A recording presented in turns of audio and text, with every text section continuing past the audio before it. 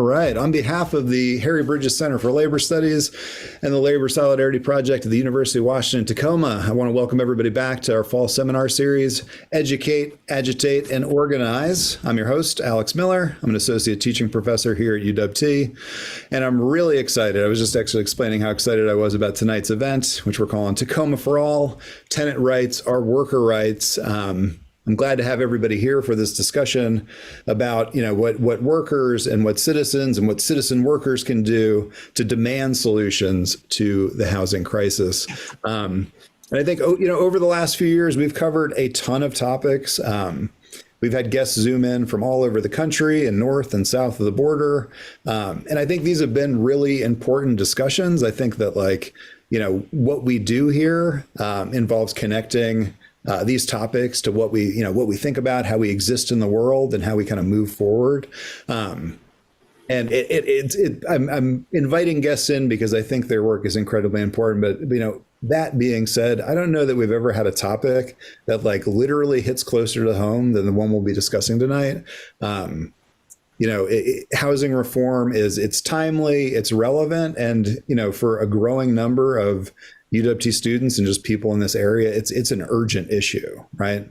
If you're here tonight, at the risk of stating the obvious, the housing situation in Tacoma, the region and nationwide is really just kind of untenable. Working folks, students are devoting an increasingly large percentage of their pay just to keep in a roof over their head. And that, the dream of homeownership is increasingly becoming a fantasy for more and more of us. And I think, it's a challenging time, and it's really easy to get pessimistic. And I know I've been there. But I think, it's important to realize that there's nothing inevitable about this situation. And I think our guests tonight actually prove that, with the right amount of organizing, with the right amount of public educating, we can push back, right? We can resist, we can fight, and God willing, we can win, right? But we can't do it alone. And this moment that we're in is going to require the kind of coming together in solidarity that we see time and time again, as sort of the crucial component of all of these larger labor struggles. And that's, that's what it's all about, right? That's working together for change. And that's precisely what our guests tonight are attempting to do this November 7th with this ballot initiative #1. So please join me in giving a warm round of digital applause to our panelists. I'm going to run through alphabetically quickly, and then we're going to learn more about their work and their experience and their connection to initiative #1. So first up, we've got Anne-Marie Cavanaugh, who's she's been a union staff person for over 25 years. She's currently the lead representative for UFCW 367. Most importantly, she's a proud graduate of UWT. Excellent. I was very psyched when I saw that. And I think you might be the first UWT grad we've ever had in an LSP event, which is awesome. Next up, we've got Devin Rydel Kelly, who's a steering committee member for the Tacoma For All and a membership coordinator with the Tacoma and Pierce County DSA. Coming around the horn from there, we've got Ty Moore, who's the Tacoma For All campaign manager for Initiative 1. Prior to rejoining us in Tacoma, he was a national organizer for 15 now. He grew up in Washington State, and he's actually a Lincoln High School grad. So we've got a ton of Tacoma roots folks here. And Michael, I don't know where you went to high school, but last but certainly not least, we got Michael Whalen, who's worked for Fred Meyer since 2015. Initially as a rank and file member of UFCW 367, but he's now recently become a staff organizer. So again, join me in just thanking everybody for being here this evening. I'm just incredibly excited to share the work you all have been doing with this community, who I think we've probably got folks in who are in desperate need of the kind of help that we're lobbying for. We've had some questions submitted ahead of time by students. And of course, as always, if you have questions during the conversation, just go ahead and enter them into the chat. So with that being said, I thought we can kind of kick things off with a little more on bios and just kind of origin stories. I wanted to kind of provide a space for each one of our guests to tell us a little bit more about themselves, how you got involved in organizing, maybe some of the things that compelled you to get involved, and then, what have you learned about yourself and about your relationship to others during your time in the movement, or maybe share a win from your time organizing. And why don't we'll go right back down alphabetically. Emery, do you want to kick things off? Sure. I'm Anne-Marie Cavanaugh. Very happy to be joining you all tonight. I see Mike Honey just joined the call. I was a UW Tacoma student, but actually my sort of origin story and my interest in organizing and my concern about inequality and the sort of belief that I could do something to make a difference in the world started when I was pretty young. So I was always kind of reading a lot, and but I didn't start really organizing until I was 19, and it was as a student activist in California during the Gulf War in 1990. I did a lot of work on that, a lot of work on Central American U.S. policy in Central America, very involved in the Bay Area with a number of different organizations. I was also a single mother. When I actually went to UW Tacoma, I was on AFDC, which was what the welfare program was called back then. And I was actually had sponsored a number of speakers and activities. It was at the sort of during the period when AFDC, when the Clinton administration ended the entitlement to AFDC. So that's when I was at UW Tacoma. I did a lot of work on poverty and related issues. I actually didn't come from a family that had, union members, or I didn't, but it was kind of a natural thing for me to gravitate towards. And I actually started taking classes with Mike Honey and some other classes at UW Tacoma. And I don't know if somehow through that process, I ended up getting really active with the labor movement in Tacoma, starting with Jobs with Justice, and went through the AFL-CIO Institute for union, budding or new union organizers. And then soon after I left UW Tacoma, I became a union staff person. And over the last 25 years, I've worked for three major unions in a number of different capacities. And, the work is meaningful. It's sometimes a roller coaster. It's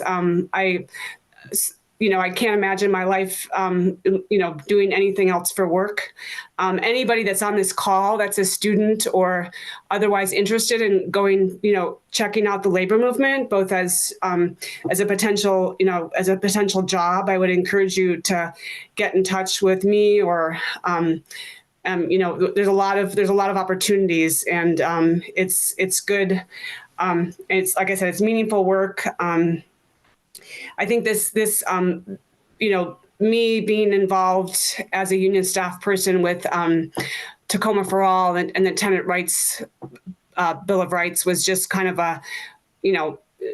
I've always been a movement person. I didn't actually at all start it. It was actually a few members, and that's been the key. And we can talk more about that later. But I'm really proud of the work that we've done. Our little UFCW union, which is a very small union of 8,000, a relatively small union of 8,000, has kind of been was the first union to step up. But since that time, a number of other unions, including some big statewide unions, are now coming on board.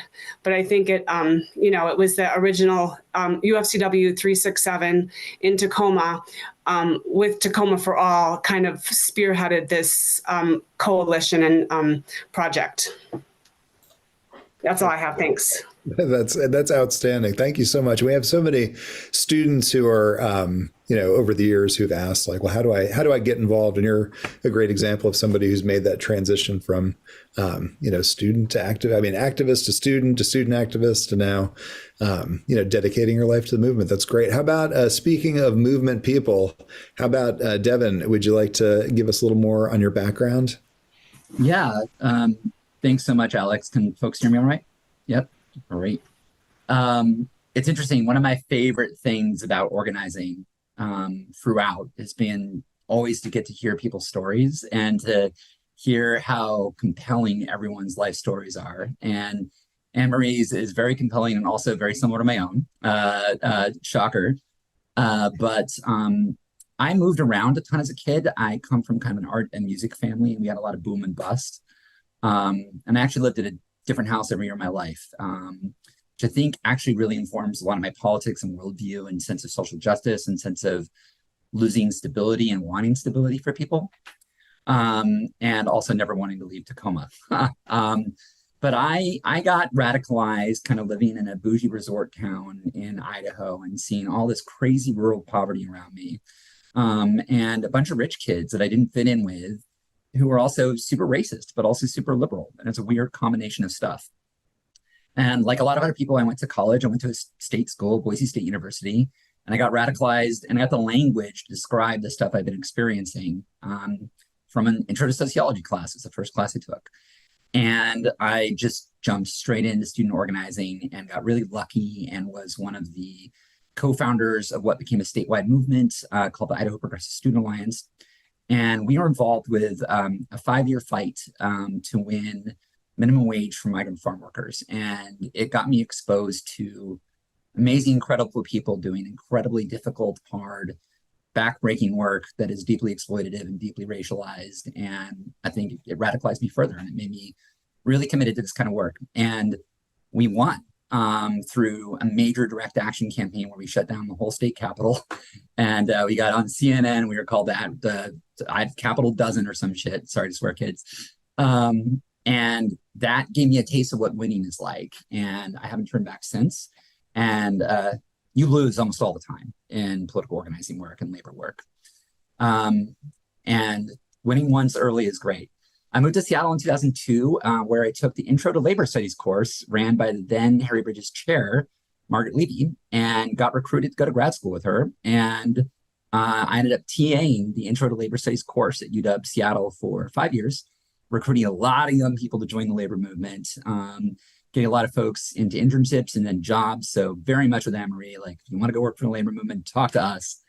And eventually I was like, I hate academia. I want to go work in the actual movement itself. I've been a rank and file UAW union leader while I was in grad school, and I went to work for SEIU 925, which is actually the union that represents all of the classified staff at UW. And I was involved deeply with the faculty organizing campaign, including with Alex Miller here, who was a great leader, as was Danica, his partner, and many, many other wonderful, amazing faculty at UW. There's a long and convoluted story in that one as well. But I've just been really lucky and privileged to have an adult life that is both sometimes paid work and sometimes volunteer work in many different styles of organizing. And I've been a leader in the Tacoma DSA chapter for about 4 years and in it for about 6. And was invited by Ty and other steering committee members to Tacoma For All to step up and help bring some strategy and tactics. And it's been grueling and hard, but it's been one of the most rewarding and beautiful campaigns I've been involved with, and I'm involved in a volunteer fashion. I say all that because I think there's just the arc of organizing work is complex, and there's a lot of different ways you can get involved. You can be a volunteer, you can get a job as staff somewhere, you can go become a rank and file union member, and there's all sorts of different ways you can make change. And I look forward to us talking about that stuff in the rest of this conversation as we get into Initiative 1 and Tacoma For All. So thanks. Nice. Thanks, Devin. I thought you looked familiar. I'm kidding. We need to have an event just on the attempted organizing of UWT faculty at some point. But that is for another night. Let's pass the mic over to Ty. Yeah, thank you, Alex, and for everybody for having us. My origin story, in some ways, I often trace to sort of deeper roots of family. Both my grandfather, who was career Air Force, and on my father's side, and my mother's parents were also worked for U.S. aid organizations, sort of soft power U.S. imperialism around the world. So they both grew up very internationally, and both raised me to be very critical of U.S. empire, both kind of rejecting the history that they found themselves growing up in. So I consider myself and sort of my family history sort of a family that's grappled with the global impacts of U.S. imperialism. I wasn't active though until neither of them were activists. They were just sort of, disgruntled. When I was 17, a neighbor went on a trip to Cuba, came back and did a slideshow at the library and set me up the following summer on a youth brigade to break the travel ban. And I went to Cuba, spent a month there at 17 years old, met a lot of other radical youth from the Bay Area, and came back calling myself a socialist and a revolutionary, and in some ways never turned back from that. The evolution from there and trying to figure out what exactly that meant, how to bring, a vision of a fundamentally different kind of society to the context of, modern day America has, been an ongoing journey. It's still a journey, but very quickly I, came to the conclusion that, I think that is deeply embedded in the socialist tradition that, wasn't going to be a guerrilla war that won socialism in the U.S. It was going to be an organized labor movement, building a mass democratic participatory movement from below that could, has the potential to transform U.S. society using our, what exists of our democratic institutions, et cetera. So my first job out of college was as a bus driver in Minneapolis. Got active in the union there. I was able to participate in a 6-week strike in 2005 that ended disastrously. It taught me how what a union leadership should not do. The union leadership was completely unprepared. The members were not mobilized. There was no serious solidarity effort. My efforts to organize community solidarity actions were stifled by the union leadership. So it was a real education in sort of the problems of the U.S. labor movement. We lost a lot of our healthcare benefits out of that strike, and out of that, I began working with other left labor activists. Long convoluted story, but that led to the fight for the $15 minimum wage, which I helped play a leading role in. I ran for city council with that as my central platform in 2013 in Minneapolis. Came 229 votes short of winning, but we were able to put $15 fight on the map right as the fast food strikes around the issue were also developing. And within 3 years, we were able to win that fight, building a majority in the labor movement and eventually on city council. So yeah, my experience, that was a pivotal experience for me because it brought together a very big multiracial labor coalition that fought hard, a kind of grueling multi-year fight against the Chamber of Commerce and against the majority of the political establishment.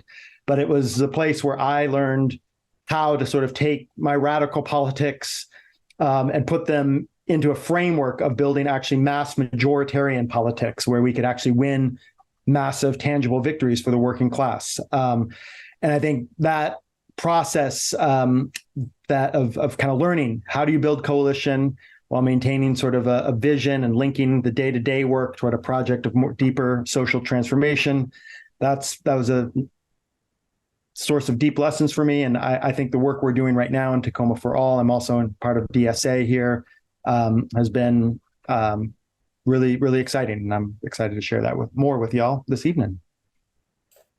Excellent. I'm just taking notes over here for potential seminar events. We could do a Fight for 15 10-year anniversary with some mobilizers. That'd be great. Excellent. Well, let's hear from our final guest, Michael. Yeah, thanks, Alex. I'm so glad to be here, and just thankful to be here. And I guess my origin story is a little bit different, but I grew up in a very apolitical family as well. It was the kind of family that was like, don't trust politicians. Why vote? Nothing's going to change. Mom's from the Philippines. My dad's from New Mexico. I got introduced to organizing. First, I think we should be clear about organizing. And in this context, what brought me to organizing was bringing together, which was coworkers at the time, my freight crew, people who are also apolitical, but were willing to take collective action against our bully boss. So at the beginning of the pandemic in 2019, I worked at Fred Meyer. I've worked there since 2015, and I've worked at every store, picking up shifts at every single store in Tacoma. And in 2019, I was working overnights and the pandemic was raging. This was when people were fighting over toilet paper and just panic buying. And the amount of work that we would get at night was just insane. It would just, because shelves were empty. So we would get just massive amounts of product. And we would have the same crew. And there was this one manager, and he was a newer guy, a younger guy, and he used to have that attitude of like, just gotta prove myself, gotta really suck up to my higher ups. And what he would do is he would walk the aisles and just be like, man, why isn't this done? Why isn't this done? And at the beginning, we really wouldn't say anything because we want to just do our job, keep going. And eventually, as it kept going, he would like pull people singly aside to talk to them. And it was very harassing. Eventually, the PIC, his name is Trey at the time. And this was my introduction, I think, to collective action. He brought us all together at night at the beginning of our shift. And he said, okay, when, at the beginning. Thank you, Judy. Whenever that started, I don't know the dates. It was all those years seem so blurred. It was just Trey, the PIC at the time, brought us all together at the beginning of our shift, and we talked, and we all collectively decided that if our assistant manager, he wasn't even the manager, assistant manager came in to pull us apart to try to do some sort of intimidation or discipline, that we are going to tell him no, and he can talk to us on the shop floor in front of everybody, just let us know what we did wrong. And Trey, he led it, and Trey pretty much told him, if you have something to say it in front of everybody right now. We are trying our hardest. I mean, we were just drenched in sweat. And I just remember Brandon. Oh, yeah, Brandon was his name. Leaving us alone after that, and really, not messing with us. And that was when I learned, like, okay, if we come together, we can push back and make some change. Very minimal compared to helping fight policy in South America and all of that. But yeah. No, I mean, I'll tell you, a win's a win, right? And it is totally fine to drag Brandon here. It's not like we're recording this, right? Excellent. Well, it's great to hear these origin stories. I mean, people coming from different parts of the country, vastly different experiences organizing, coming together for this one thing. So I guess, question number one is, what the heck does any of this have to do with housing?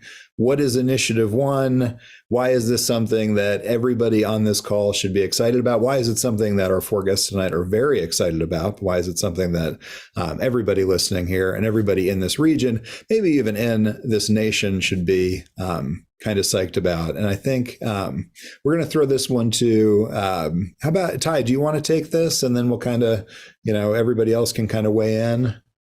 Sure. Yeah. Well, I think, Initiative One, the Tenant Bill of Rights, it would lift Tacoma up to the highest standards of tenant protections in the state.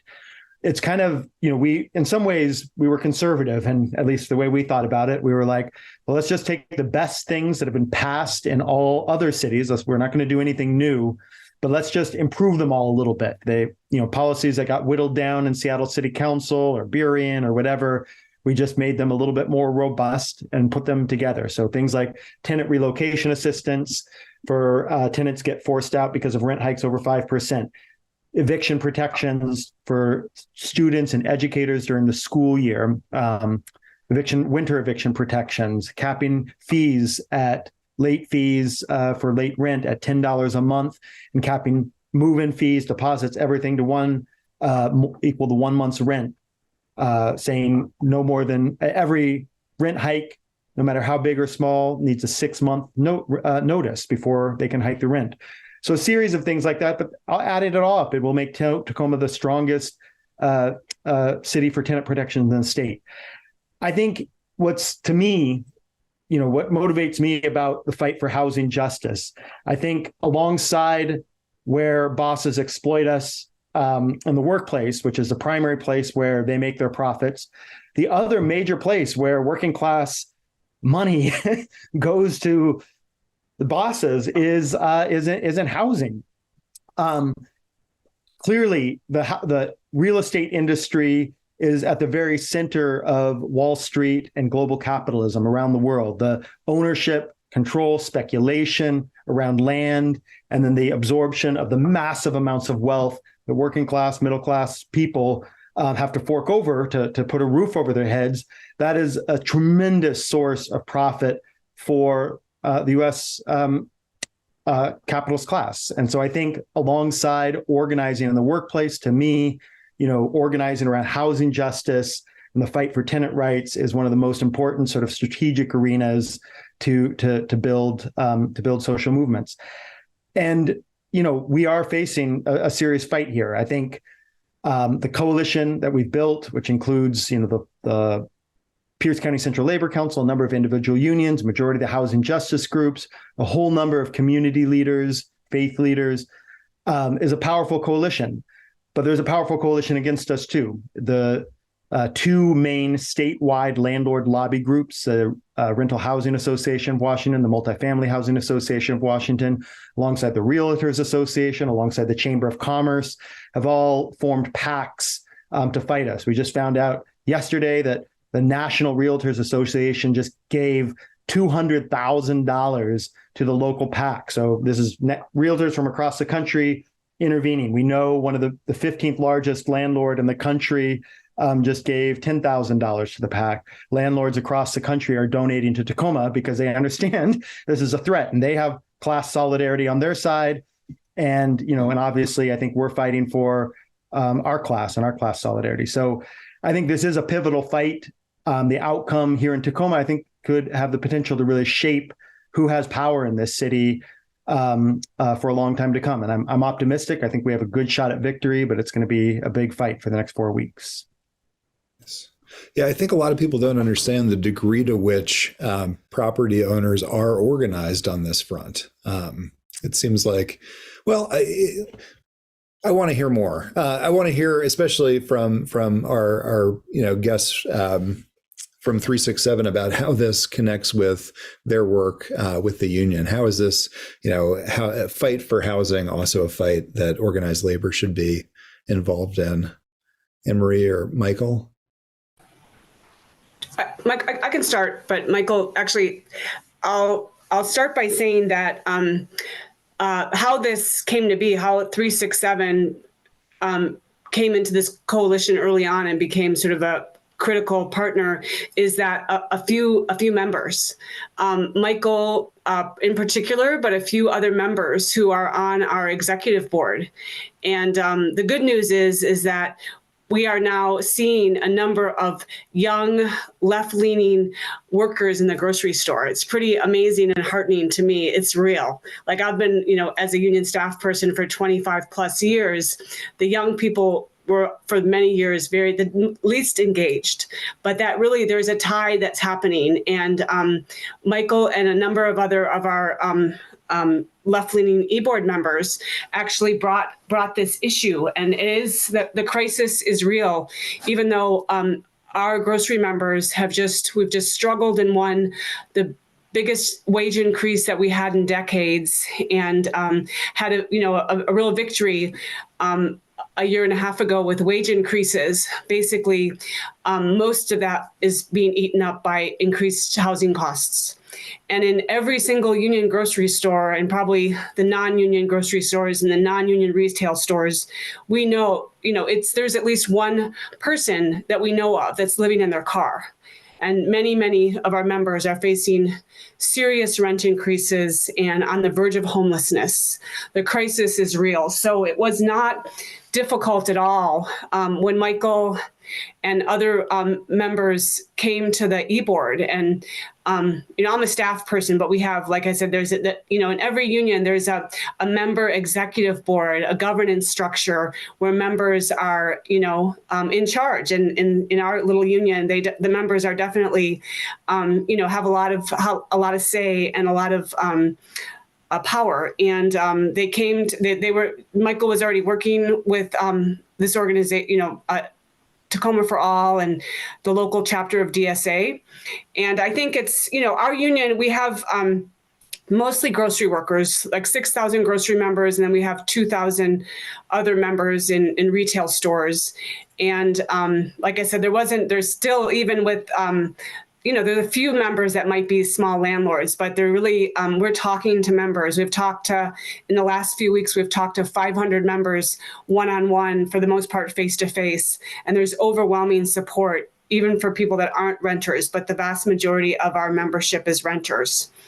So this is our first, I think there's a fairly new leadership, and there's a progressive leadership.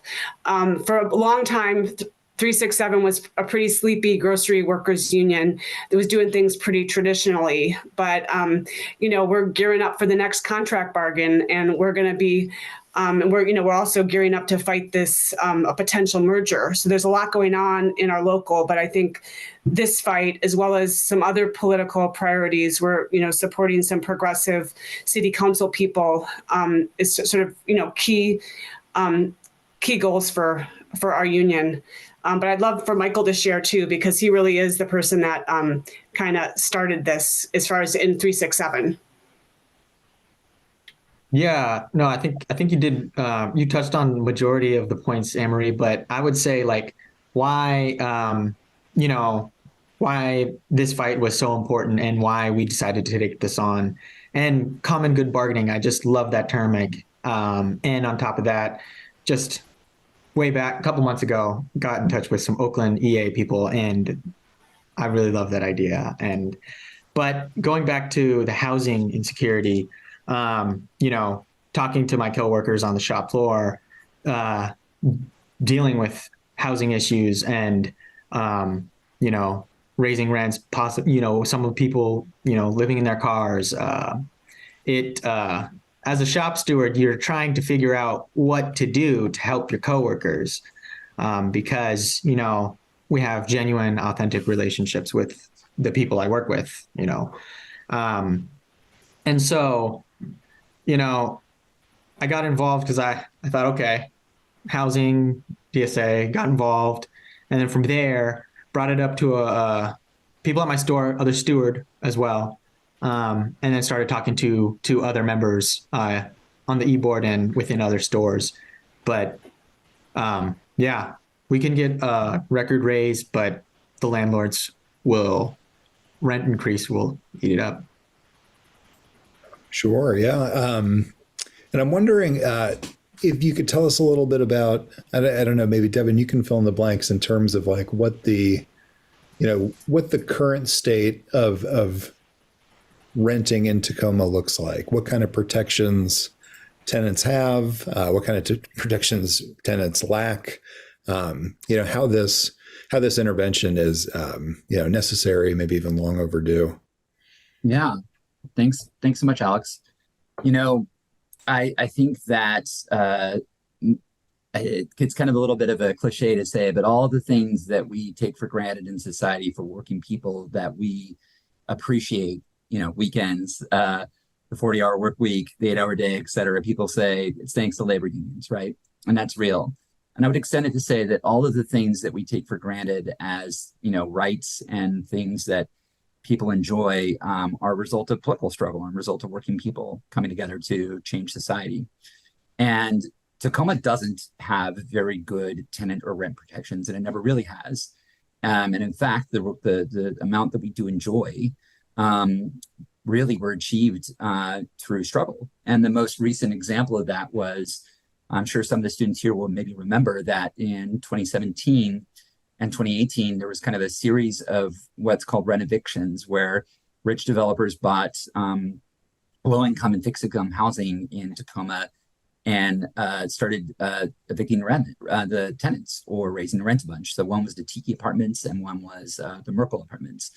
And those tenants came together with union organizers and with DSA members and other people and pushed to fight back, and actually developed an ally in the city council, Justin Camarado, who's a big supporter of this campaign, and actually pushed for longer times for notification of eviction, and for closer to getting just cause in Tacoma, which we eventually won in the state. But these are really, really recent things. More recently, there was a rezone process of the city to try to get more density, which a bunch of us actually supported, even though it put us in the same side of things as developers. And we supported it because we saw both that we need density, we need a lot more housing in the city, but that we saw it as an opportunity to kind of force through code to change the law to improve things for people. So we said, if we get more density, we want more apartment buildings, they have to include affordable units. They have to. They have to include renters' rights. They have to include regulations on developers and landlords in order to make it easier, if we're going to have this bigger housing stock, for people to live there. And we didn't win on any of it. Like, we went to the city, we went to different partners, we went to many meetings, we lobbied a bunch, we created an organization. And we realized that, you know, in Tacoma, just in so many other mid-sized cities, the real estate people, the developers, they control politics. It's just kind of how it is. And in order to win real tenant protections, we were going to have to go to voters, and we were going to have to go to community members. And this was really born out of us trying other different routes, right? The same time, the city has advanced some improvements in the rental housing code. So they've done some decent work in the last year. I think a lot of it was a result of pressure from us and pressure from other activists and other organizations.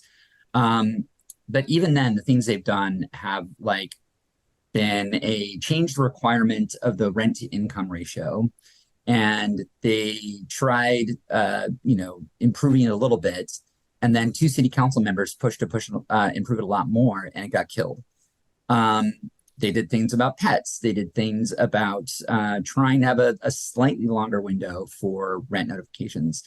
But they didn't do things like eviction protection. They didn't do things like relocation assistance. They didn't do things that we know are deeply popular with people in Tacoma. And as Ty rightly mentioned earlier, are things that have been won elsewhere. They've been won in other cities and other municipalities. And that's what really brought us together.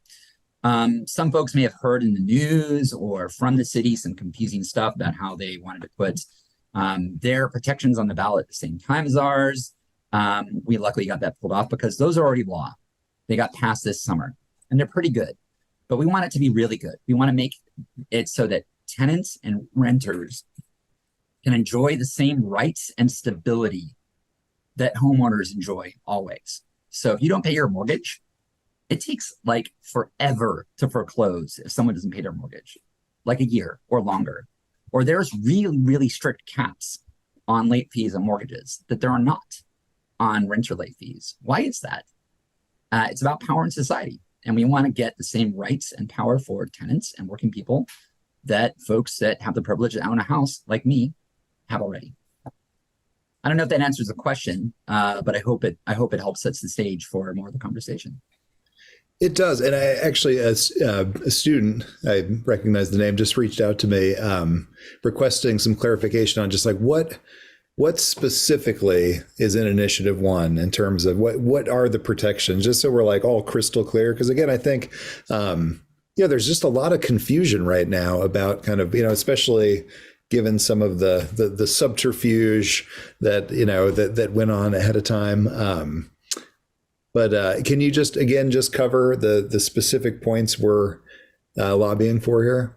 Yeah, there are several, and I'm not going to get way down the weeds, but I'm going to talk about the ones that I think resonate the most deeply and widely with Tacoma voters and with Tacoma renters. That is eviction protection for families with school children and educators during the school year. So you can't get evicted during the school year for not paying rent. There's other reasons you could get evicted if you run a trap house or whatever. Protection for evictions in the winter for everybody for the same reason. And I want to just talk about those really briefly, why they're important. My day job is with the Foundation for Tacoma Students, and I'm a data person. That's what I do for a living. And we see constantly that the two biggest things that lead to homelessness in society anywhere, but really strongly here, there's only two really major predictors: exiting the foster care system and rent going up. It's that simple. That's the data. And Tacoma has one of the biggest foster care populations in the state, and Washington has one of the biggest foster care populations in the country. And rent has gone up a bunch. So kids, young people, are like seriously at risk of becoming homeless from lots of stuff, and they are all the time. There's 2,000 McKinney-Vento kids, which means that they're homeless or near homeless in our school district right now. So the winter evictions and the protections against evictions for educators and families is crucial. We provide relocation assistance that landlords have to pay, not taxpayers, if rent goes up over 5%. And that means that rent has to go up 5%. The renter says to the landlord, I can't afford to pay this. The landlord then says, okay, I'm going to give you relocation assistance. It's not like everyone's going to get it and take it. A lot of people want to keep their place. But we think it's crucial, and we think we'll stabilize the rent market. And then actually a personal favorite of mine is preventing slumlords from raising a rent when they have code violations, meaning that they're unable to raise the rent until they deal with their code violations. The city currently does not have that. And we think that's really, really crucial and super important. I'm talking a lot. I took a lot of space up prior.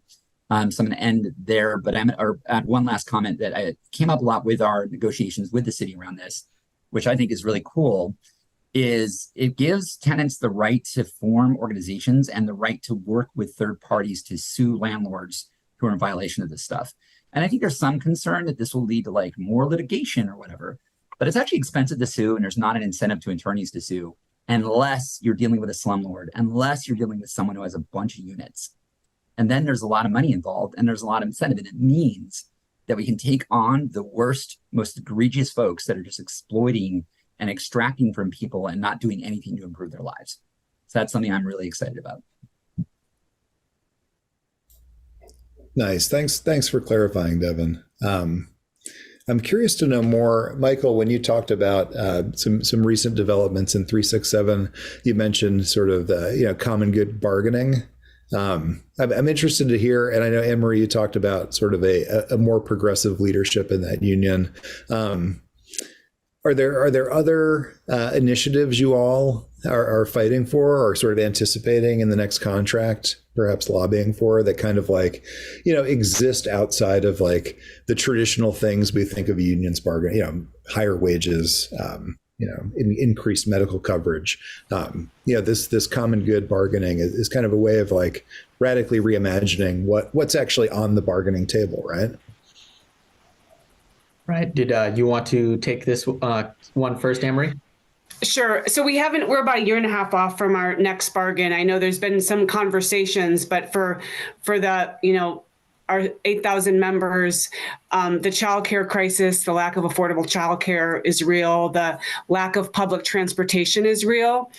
And so even though we haven't yet built those coalitions, but we know up in Seattle and North they have. So those could be potentially areas where we, sort of work with existing community groups that are working on those issues that will benefit our members and the community. I think during the last bargain, we have, right now we're trying to build alliances with community groups, religious groups, elected officials around the potential merger, which will have a really devastating impact on Washington State. We actually have the sort of greatest monopoly. We have, Kroger is attempting to buy Albertsons and Safeway. Albertsons and Safeway is actually the same company now. And there's just part of what's happened, in the grocery industry and why we're just fighting every round of bargaining is a major battle because it's not what it was 30 years ago when you had lots of little smaller regional grocery chains. We have a few big giants in the market. And in this state, Kroger and Albertsons are already like the most dominant. And so we are, that whole issue of a merger is at the FTC. It's not clear what's going to happen, but we're attempting to build alliances with community groups because the potential of store closures, more food deserts in Tacoma. Actually, Tacoma already has had a number of store closures. So we're going to be, we have a big town hall coming up. We're going to be building alliances with our community and others. And possibly some more proposals would come out of our next bargain around that. Yeah. And if I could just pick up from where Anne-Marie left at, definitely, I think childcare would be a definite common good bargaining issue here within our regions and jurisdictions. And one of the ways that I'm so thankful to be part of 367 and what we're doing and what we're building, trying to bring in large swaths of members that may not have been activated, trying to find new leaders and build up an army of folks for when we do head into bargaining. And we ran through the Organizing for Power. For folks that don't know what that is, that's a training by Jane McAlevey that was done. And those teachings have been very influential on a lot of activists within our union. And we're definitely wanting to head towards a stronger, more open bargaining style to get things done in the future. And very thankful we're laying the groundwork for that.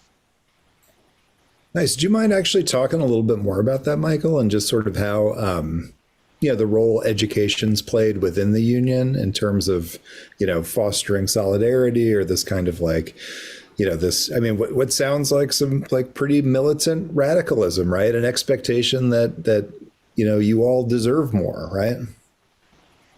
Yeah. It's really interesting. I feel like thinking about 367 and the culmination of how we got involved with these housing issues.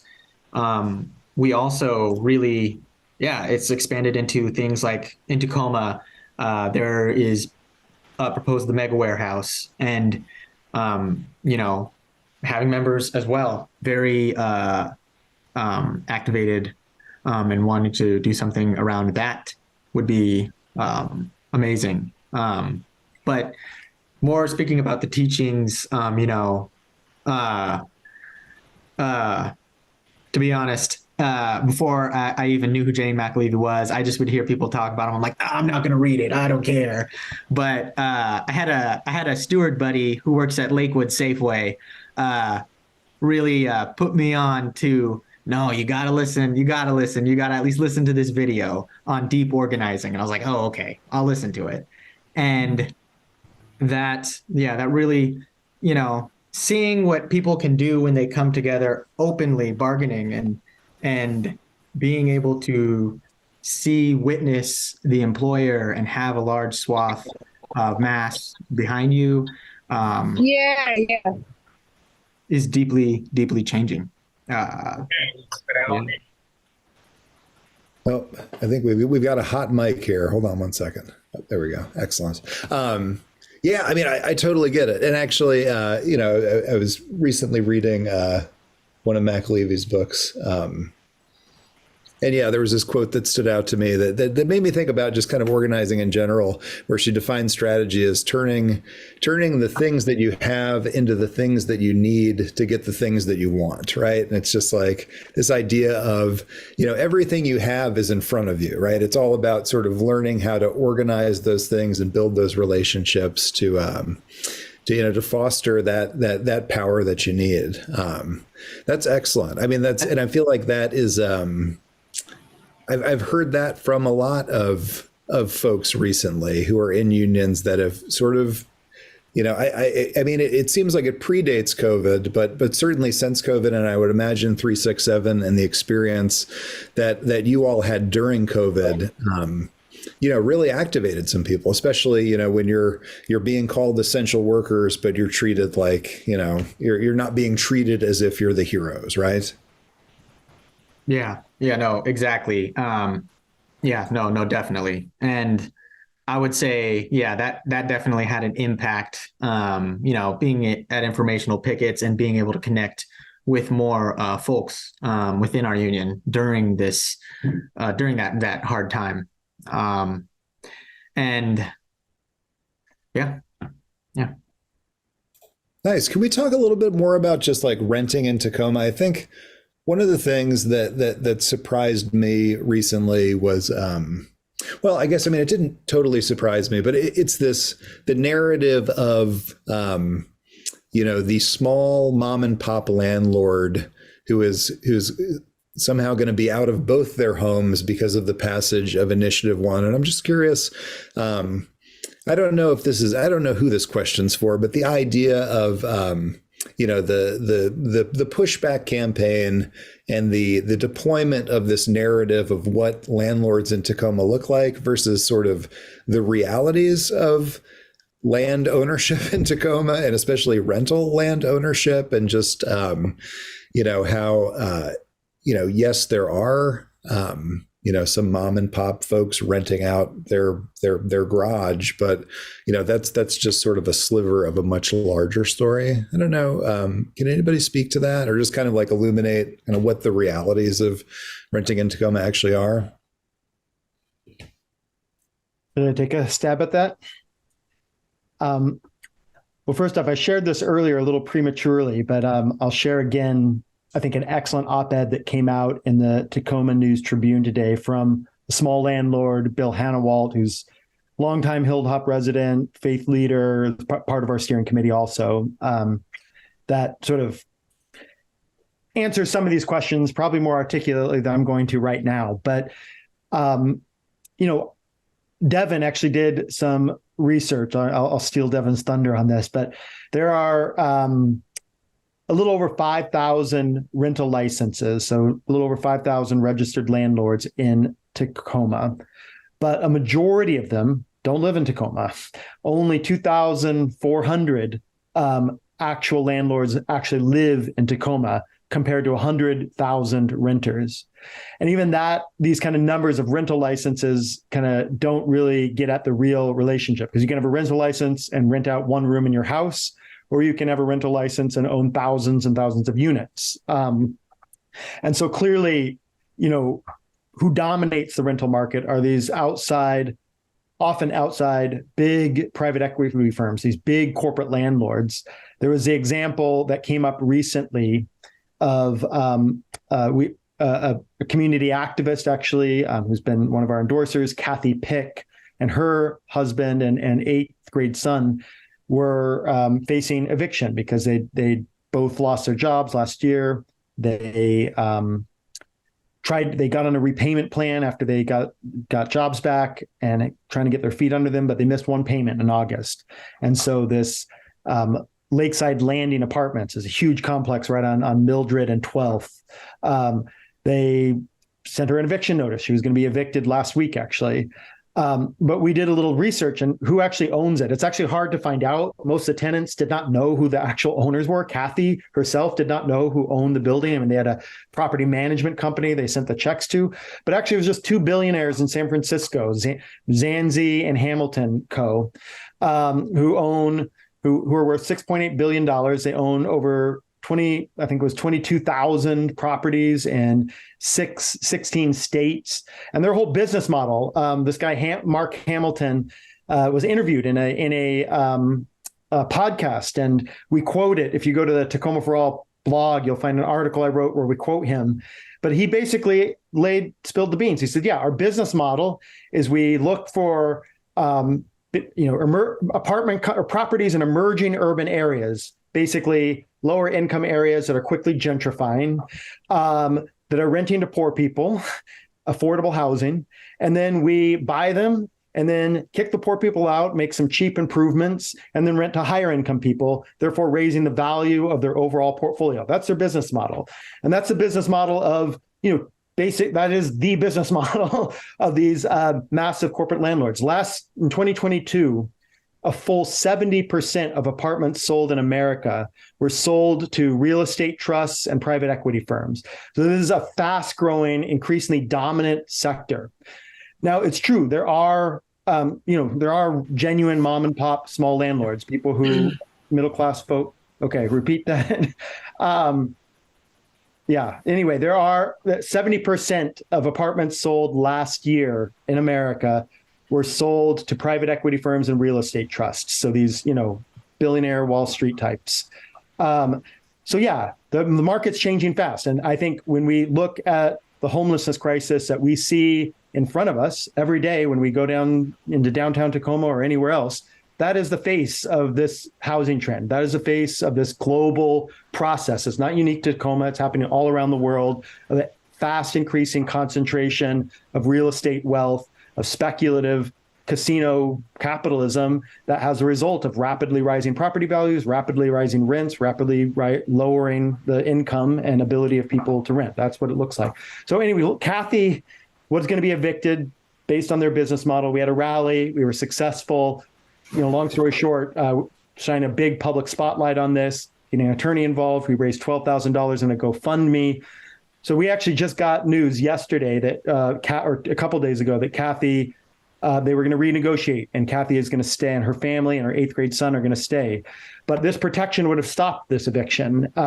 Most people aren't like Kathy. They're not activists. They don't have access to the kind of community resources that Kathy was able to tap into. But the Tenant Bill of Rights would help deal with these sort of predatory billionaire real estate investors that are, shoving people onto the streets. The last thing I'll just say, and I maybe kick it to somebody else to deal with it, but I think the small landlord question, Bill puts this well in his article. He says the mega landlords who are fighting this, who are funding the opposition, are hiding behind small landlords. Not all small landlords are against it.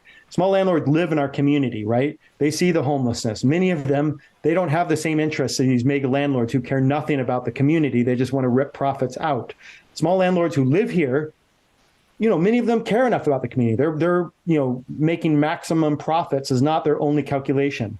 So I think the reality is there's more of a mixed atmosphere. Certainly there are plenty of small landlords who are concerned that some of these costs are going to be an added burden on them. But, our basic answer is, look, if you have to pay a little bit more in relocation assistance or miss a couple months rent because, of the eviction protections, you still have the equity in your home. You still have a huge cushion. You still have all the tax breaks that come with being a small landlord. On the other side, if the tenant has to be left holding the bag of the social crisis that threw them out of a job or whatever it is, they're on the streets. And so, when push comes to shove, there's real challenges that small landlords face that won't be as complicated, the costs to bear for corporate landlords. But nonetheless, I think we need to balance things in favor of tenants more. And that's our main answer. I'd like to just chime in here because I'm actually a small landlord. I rent my house in Tacoma. I'm, obviously very in favor of this. And I think it always just, these arguments about, it's going to put small landlords out of business. They're going to sell off, or it's just going to ruin. It's just going to be economic disaster for them. Remind me a lot of the same kind of arguments when we were trying to raise the minimum wage.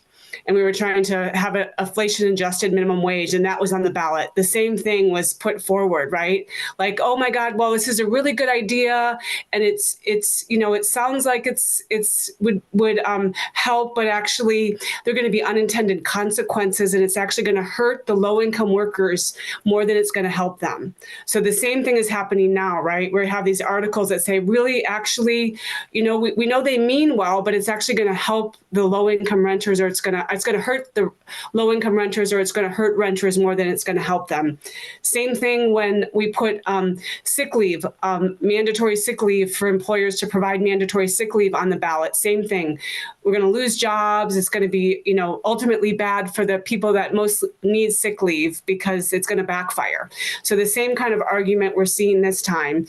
And as a small landlord, I'm actually way more skeptical and way more easily irritated when the small landlords are trotted out, because I know that, like, in the last 3 or 4 years, I've earned $100,000 in equity on my home, and that tenant has paid the bills, right? And I've actually not raised my rent. I actually rent to a low income tenant.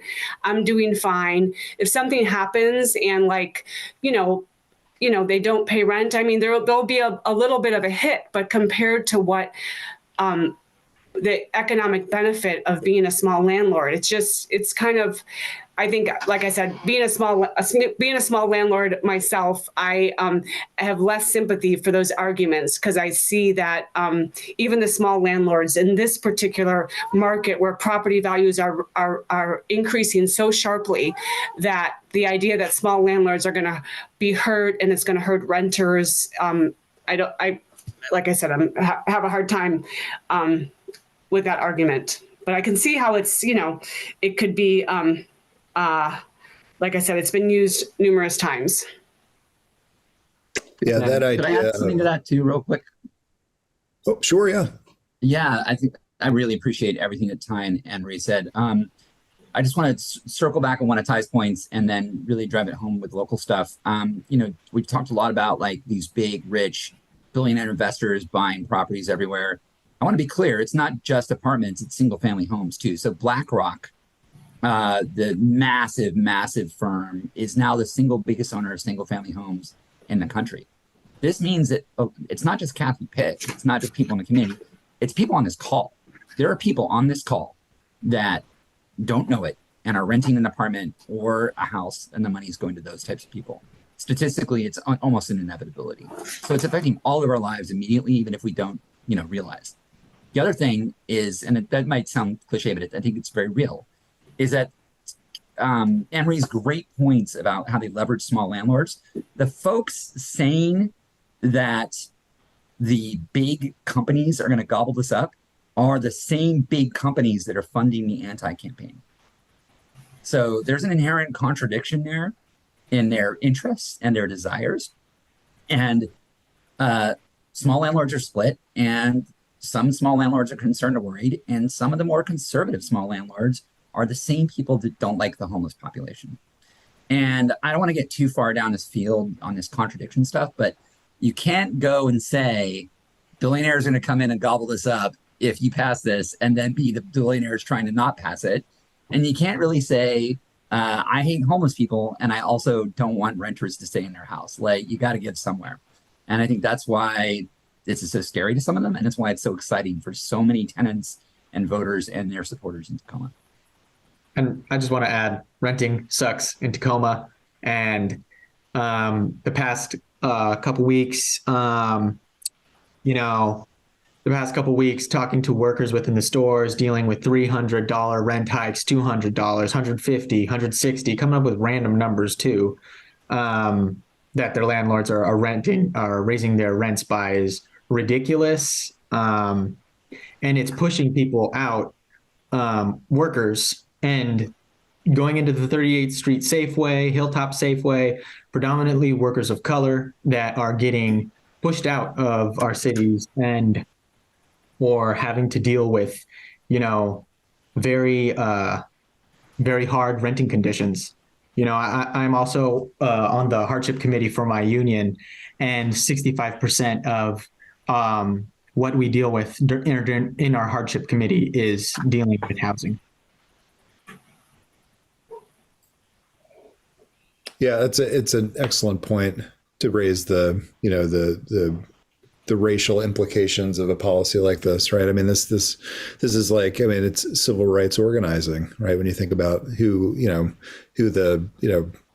renters of Tacoma disproportionately are. I was really excited to see that op-ed come out today, because I feel like, it does an excellent job rebutting points made just last week in the pages of Tacoma News Tribune. And when I saw the, was the name of the Derek Eyring's piece, Tacoma's, quote, tenant rights initiative will hurt who it aims to help, renters. I kind of figured that was going to be TNT's last word on the topic. I know these are op-eds, so, but but I did have a couple clips from that first op-ed that I thought might be fun to kind of take on as just a little reading series. I know we got about 20 more minutes for this Zoom, and I definitely want to have folks, if you're in the audience and you have questions, feel free to add them to the chat and we'll work those in too. I thought I just had kind of a list of claims that are made in the case of this article, and I'm curious to know what people think. I have some thoughts on these. This is actually the very first sentence of the op-ed. So Initiative 2023-01 effectively uses a sledgehammer to beat down the very people our local affordable housing market relies on, small landlords. Any thoughts on that opening sentence?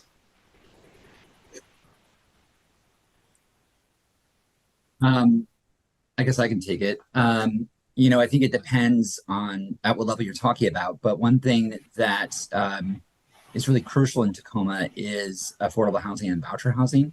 And that's funded by HUD and Tacoma Housing Authority as a pass-through. So actually they negotiate rents with landlords, right? So actual low-income people receiving low-income housing, that is done by the government, not by the renter. And this actually could incentivize small landlords and nonprofit landlords to take more voucher housing people because it's guaranteed income. So there are lots of answers against it. I think that's just one when we're talking about the people that when they say we're providers for low income people, that's actually a really specific thing. And when we're talking about the specific thing, it's slightly outside of that and it's covered. And I think it's important to call that out because it's otherwise really mislabeling. Nice. I'd just like to call something out. So there's, there's 100,000 renters in Tacoma, and there's only 2,200 small landlords in Tacoma, right? And we're not even sure. Well, 2,200 landlords. We don't know how many of them are small, but there was a big, huge front page feature story about the small landlords, very sympathetic. And then there was this sympathetic op-ed. We did manage to get this one op-ed, but there has been no coverage of the really compelling, important, real crisis that many of those 100,000 renters are facing in Tacoma. So it just shows the bias and what we're up against. We, during the campaign, I've said this in public a couple times, but we had a supporter who's on fixed income, who was already a supporter of ours, have his rent go up by 30%. And he's like in his 70s. And this is in June, and we got on the phone, and he was concerned about becoming homeless, and luckily got the resources together. But that was a thing that happened in the last few months to one person, just like Kathy. This is happening to everyone all over the world. Yeah, I just found that opening sentence to be so insulting to the renters. It's like, isn't this market is reliant on the people who are actually consuming this good, and the way that it positions, the ownership class is like being a landlord is something they do out of the benevolence of their heart, right? Like it's like as if this weren't sort of a money-making proposition that they were involved in. It's just, I don't know. I did a little research on the author of this piece who during the heights of the pandemic started a Medium blog with some entries called "A Map to Buying in the Apocalypse," and the other one was "Flippin' Ain't Easy," which I feel like just probably says a lot about the ethics involved here.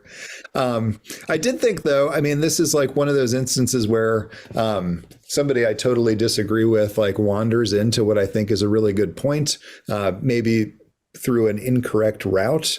But he makes the claim later in this piece. He says, quote, "It's a supply issue. To lower housing costs, we need more housing. The two go hand in hand.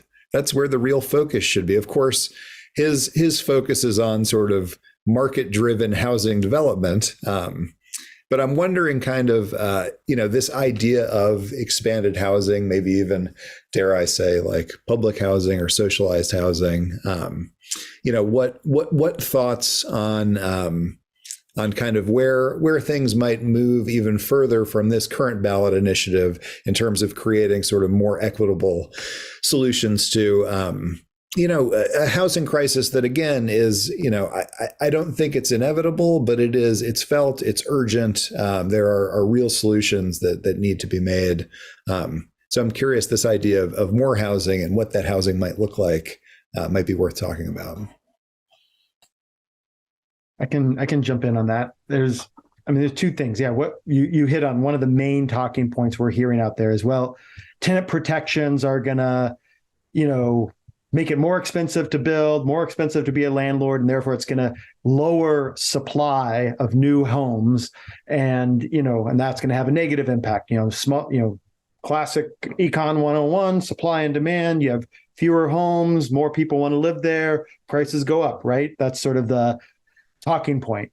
But, two things to that. One, it's an extremely simplistic, it's sort of, it's become common, sort of common sense economics because it's been so pounded into us from, as someone in the chat said, Reaganomics on down. But there's been real serious academic studies. And the truth is, there's no statistical correlation between increased tenant protections and slowdowns in building. I mean, the housing market is so complicated, it's semi-monopolistic. Much, much bigger factors than tenant protections are things like interest rates, supply chain issues, commodity prices, all these massive things that impact and when you see housing production go up and housing production go down, it's not on a local basis. It's not because, a few tenant protections got passed in Seattle or something. It's because interest rates are going up. So first off, this whole argument is wrong to begin with. But then even if you accepted the logic, what is the logic of that? It's this race to the bottom Reaganomics. It's like, okay, therefore we just have to strip all regulations, environmental, tenant protections, code violation. That's the route to building enough housing to solve the housing crisis. I mean, apart from the kind of inhumanity of that and environmental disaster that implies, it also isn't working.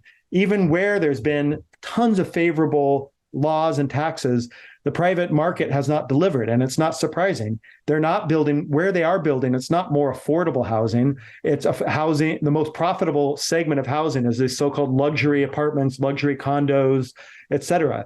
They're building, when they do build, they're not building for working class people. They're not building workforce housing. They're building what they're going to get the biggest profit on, which is marketed toward wealthier people. And often they're buying existing affordable housing, redeveloping it and calling it progress, but it actually just pushes working class people further and further to the margins.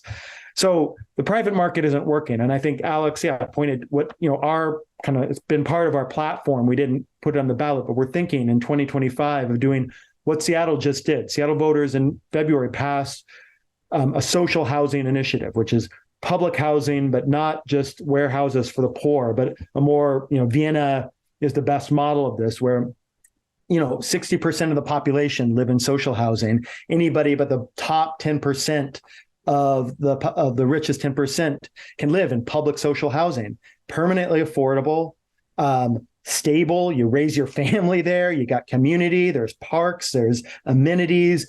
It's economic planning for the housing market, and people pay in Vienna. People pay way less than any other major European capitals, much less the United States, because the public sector has depressed even the private market housing. They can't charge so much because people have this public sector alternative. So yes, we want a place where we want to bring this to Tacoma. Seattle just passed it. There's going to be a big ballot fight next year in Seattle to fully fund it by taxing the rich. We think social housing is the key to the situation in the U.S. The private market, we're not going to build our way out by maximizing profits. The public sector has to intervene. If housing is a human right and we take that seriously, then we need to invest in that right as if it were a right, and make sure that that everyone has the right to stable, affordable, environmentally sustainable housing, and social housing is the way to do it, in our view. Look out 2025. Our hope is if we can win this, we're going to be fighting to put that on the ballot in a couple of years. I love it. Well, how do the folks in the audience get more involved? So we've got less than a month before the election day. What do we need to know? How can we get folks signed up? I saw there's it looks like Mike Honey's getting some lawn placards. So I saw that negotiated in the chat board here. So if people want to learn more, I know Ty added some links, but are there other ways folks can get involved? Yeah, so I'll drop some short links, really simple links in the chat in a minute. I just want to reiterate, this is a people-powered campaign, right? Ty dumped a lot of stuff in there about the PACs, about the anti-campaign, about their spending. And, we're all working people. And we all have jobs and time and class and meetings like this. But the way we win is by organizing and by having conversations with people and by getting people involved. And that can look different ways. You probably remember from the beginning of this that we all talked about how powerful and awesome it was to be involved in one of our first organizing fights. And I would put that out to folks here on the call tonight. Join us. Sign up for a canvassing shift. Sign up for a phone banking shift. We'll be doing both every day of the week from now to the election. And it's an incredible opportunity to meet people, to hear people's stories, to hear about what's going on in their lives, to see connections, to build solidarity, and to get involved and become an organizer. And it all starts with one simple thing and one small task. And that's how I guarantee all of us and all of you, if you get involved in this stuff, that's how it's going to happen. So we have canvassing shifts every day. On the weekdays, they're in the evenings. They're from 5 to 7. They're in predominantly working class, high renter neighborhoods. We use a cool little app on your phone. Our Canvas field lead, Zev, can train you on it, or Rami. It's very straightforward. It's very easy. It's fun. We'll be doing phone banking shifts most nights. And we have a couple events that are going to be really cool. So we're actually going toe-to-toe with the landlords next Wednesday at Peace Lutheran Church. We're going to have a debate. We're working out who's speakers on our side, but we're trying to turn out community members. That is Wednesday evening. It's sponsored by the Pierce County Affordable Housing Consortium. And we're having a party. We're having a big get out the vote party to launch the next phase of engaging with voters next Sunday, the 22nd at 4:30 p.m. at Dystopian State Brewing. And those are fun, big things, but the best way that anyone can get involved is to canvass and talk to your neighbors and talk to your peers, including at UWT. So I'm going to do what organizers do. I'm going to ask folks here, if you're on your computer or on your phone, if you can use your little raised hand feature to say that you're down to come out and canvass with us or volunteer with us at least once between now and the election. I'm going to give it a minute. I'm going to give it a teacher pause, like I learned from people like Alex Miller. If you're here and you can volunteer to come canvass at least once, give us a thumbs up or raise your hand. All right, that's awesome. I'm seeing like at least 6 or 7 people. I also just used the print screen feature on my computer, and we're going to talk to you. The best thing you can do to do that, other than us reaching out to you, is this bit.ly link I'm dropping in the chat right now. And this takes you to our list of canvassing opportunities and phone banks. It's at bit.ly/T4A-wins. And that's how you sign up for a shift. And so I'm going to remember Liz Ryan, Rosie Mendoza, somebody, the other folks that raise their hands. I'm going to look to see if you show up on those lists. You better. And then I'm going to drop a link for our awesome GeoTV fundraiser event on Sunday the 22nd. And I'll also drop a link for yard signs. Yard signs are free. We have hundreds. You've probably seen them. They look great. Our staff member Jude designed them, and you can order a yard sign and we will deliver it to you and set it up for you. Excellent. Well, I mean, thank you so much. I'm glad to see. I'm not surprised that there are some folks on this Zoom who are interested in getting involved. Not surprised to see Rosie's hand go up too. I know Rosie. I just, again, I mentioned this before everybody else got onto this call, but I am just so honored to be able to provide a platform for this event tonight. It means a lot to me. I think it means a lot to everybody on this call. You know, we can work together to sort of reimagine what Tacoma looks like. And I think, to go back to something maybe Michael said in his intro, you know, it's easy to get sort of apolitical or to disengage or to get pessimistic about kind of the way of the world, right? I mean, we just all experienced a period of time where a lot of the social safety nets we thought we could rely on failed us. You look at politics at the state or the national level, and it seems like a total disaster. But the fact of the matter is, when we organize, we can actually create some change in our communities, and I think that this is it's a perfect example of an opportunity where we can do just that and make a positive change and create sort of lasting positive impacts for a lot of folks. Our UWT students, our neighbors. So again, just thank you so much for joining us. I see Ty just bailed like 2 seconds ago, but Devin, Anne-Marie, Michael, it is just an honor. Thank you again. And thanks everybody for joining us. So one last round of applause for our guests. And we'll be back next Thursday. We've got to talk on organizing in New York City nail salons, which will be really exciting. Sort of a radical. We'll be on the East Coast for next week, but it'll be cool. And in the meantime, dig into this Tacoma For All stuff and hang in there. All right, everybody, take care. Thank you. All right, thank you. Thank you. If I could find the stop recording button. There we are. Stop recording.